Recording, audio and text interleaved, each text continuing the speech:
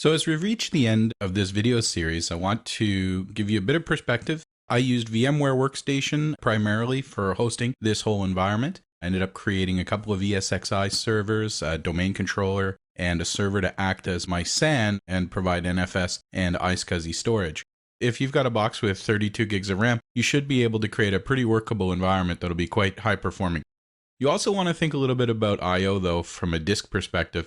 And that's something with using only single spindle drives that I definitely had some trouble with. So I ended up adding a couple of drives to my system and placing different virtual machines in different places, particularly the virtual machine I was using to host all of my storage. In your own environments, this gives you a bit of a base for getting a pilot done, for working on a proof of concept, for familiarizing yourself in the lab, or maybe you've already got a working environment that you sometimes need to work with. Certainly though, there's lots of other things that you may have to look at for your own environment as you get ready to move things into production.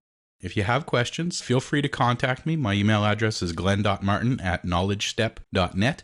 You can also find me on LinkedIn and feel free to connect and provide me any comments or feedback that you have, or you want a little more perspective on some of the things you might do in your own environment. So in closing, thank you very much for your time. I hope it was useful for you.